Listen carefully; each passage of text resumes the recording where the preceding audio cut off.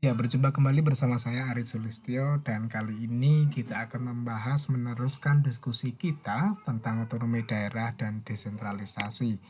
Di pertemuan kali ini ada beberapa hal yang menjadi topik pembahasan kita antara lain asas-asas umum penyelenggaraan pemerintahan daerah, prinsip-prinsip otonomi daerah, hak-hak pemerintah daerah, kewajiban pemerintah daerah, serta kita akan mengupas melihat isi dari produk-produk hukum yang terkait dengan otonomi daerah. Untuk sesi yang pertama ini kita akan fokus mengenai asas-asas penyelenggaraan pemerintah daerah dan juga mengenai asas dari otonomi daerah.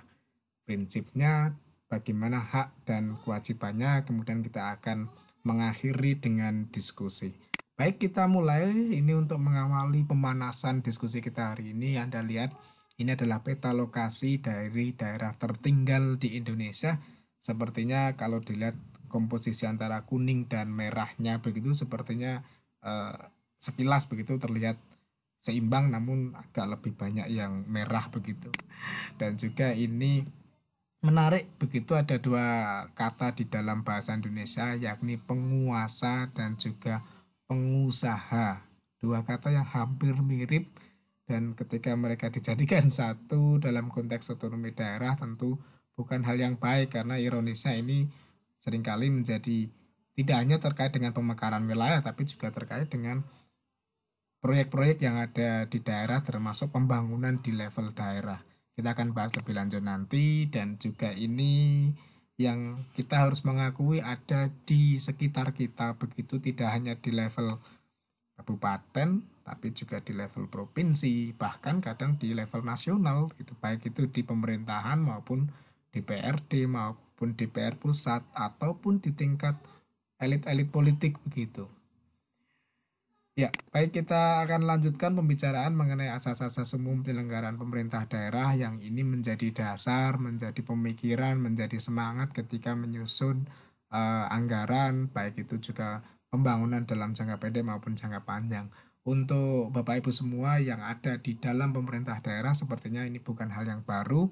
Banyak sekali asasnya, antara lain kepastian hukum, kemudian tertib penyelenggaraan negara, kepentingan umum yang menjadi prioritas utama, kemudian keterbukaan atau transparansi, kemudian ada asas proporsionalitas antara hak dan kewajiban dari penyelenggara negara, profesionalitas, semua berdasarkan kepada keahlian yang dilandasi dengan kode etik, akuntabilitas bahwa semua dipertanggungjawabkan kepada masyarakat, ada asas efisiensi dan efektivitas, dan yang terakhir juga jangan lupa ada asas keadilan, begitu bahwa ini memang adil bagi setiap warga negara.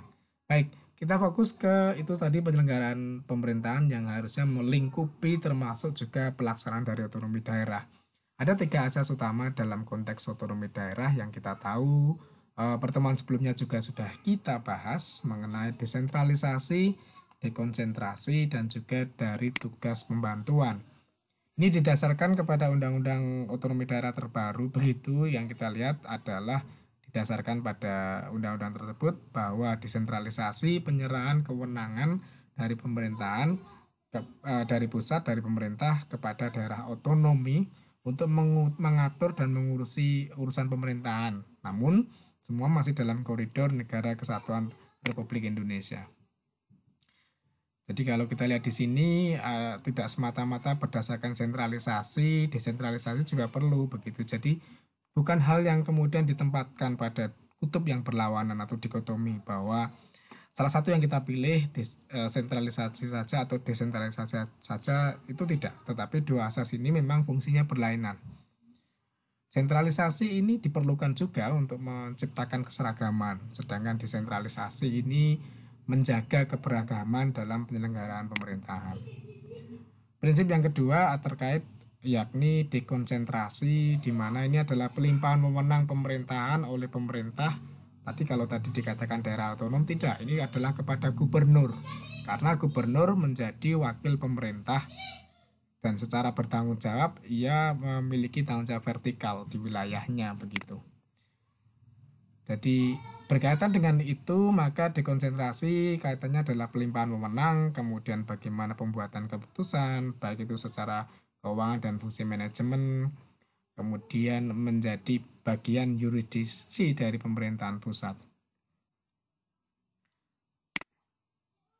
Bagaimana kemudian penerapan dari asas desentralisasi dan dekonsentrasi pada negara kesatuan ini adalah perwujudan dari istilahnya distribution of powers.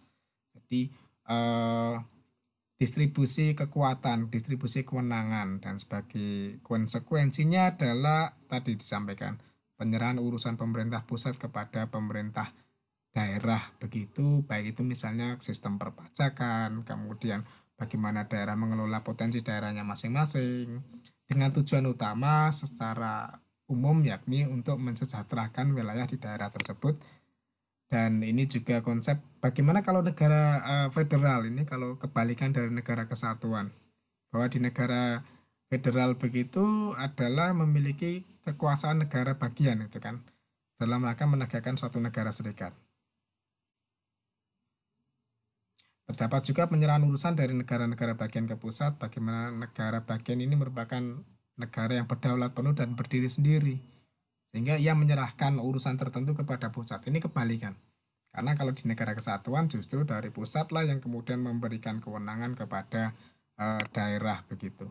Dan yang satu lagi, prinsip dari otonomi daerah adalah penugasan dari pemerintah kepada daerah untuk kemudian melaksanakan tugas-tugas tertentu, baik itu dari provinsi, kabupaten, dan kota. Contohnya yang paling nyata adalah pelaksanaan dari pemilihan umum yang semuanya diberikan kepada daerah sendiri untuk menyusunnya meskipun rambu-rambunya ada dari pusat, tetapi dari segi KPU-nya, dari segi calon-calonnya itu dinamika yang muncul dari daerah tersebut begitu.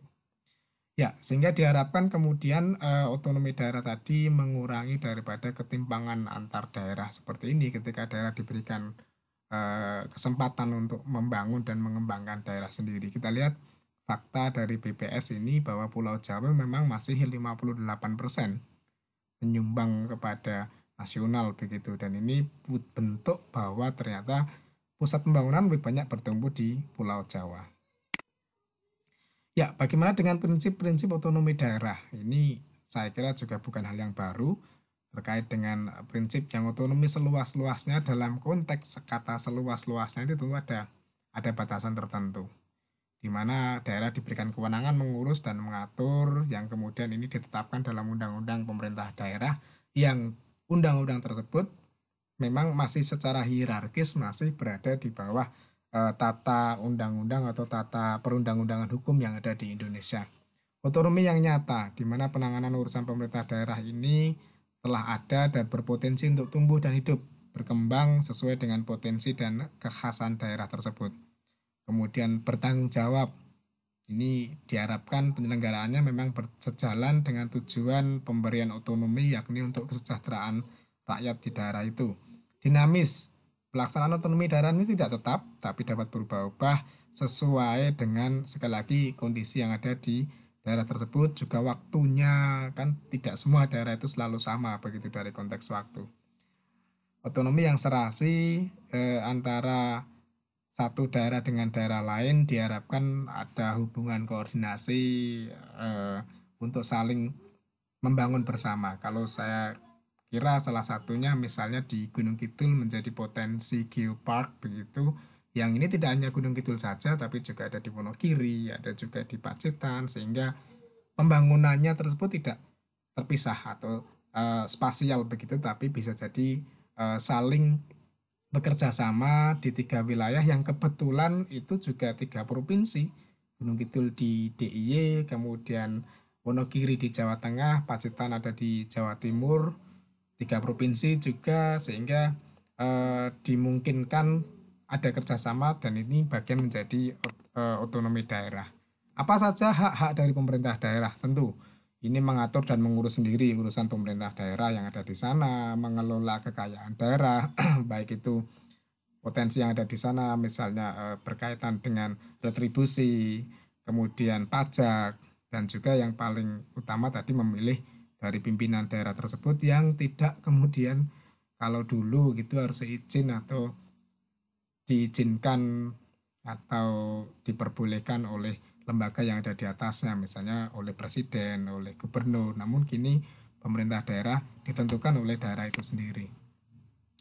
Di sisi lain, kalau bicara hak tentu ada kewajiban yang mengikat, yakni melindungi masyarakat, namun juga wajib untuk selalu menjaga persatuan dan kesatuan keutuhan NKRI. Dalam konteksnya ini berkaitan juga dengan produk-produk undang-undang, perda, ataupun peraturan bupati yang akan dimunculkan dari daerah tersebut harus selalu eh, dianalisa atau juga mendasarkan kepada keuntungan dan negara NKRI. Kemudian mengembangkan sumber daya produktif yang ada di daerah itu, menyediakan fasilitas pelayanan kesehatan, kemudian membuat perencanaan dan tata ruang daerah. Ini merupakan bagian dari kewajiban dari pemerintah daerah. Saya kira singkat saja, bukan materi yang baru dan ini hanya mengupas sedikit tentang yang lebih dalam begitu karena pertemuan yang sangat singkat tidak memungkinkan kita mengupas secara detail mengenai hal ini. Diharapkan Bapak Ibu sebagai mahasiswa nanti mengembangkan diri dengan materi-materi yang sudah disediakan. Untuk mengakhiri sesi ini, kita akan mendiskusikan pada beberapa pertanyaan, apakah hubungan otonomi daerah dengan pemekaran wilayah. Bagaimana korelasi keduanya? Kemudian bagaimana juga korelasi antara hubungan otonomi daerah ini dengan kearifan lokal yang ada di sana? Dan yang terakhir, kita bicara mengenai salah kaprah dalam otonomi daerah yang paling sering menjadi persepsi umum bahwa kemudian otonomi daerah adalah membuat dinasti-dinasti baru yang ada di daerah. Mungkin saya kira Bapak Ibu punya pendapat mengenai hal ini dan akan kita diskusikan bersama. Terima kasih.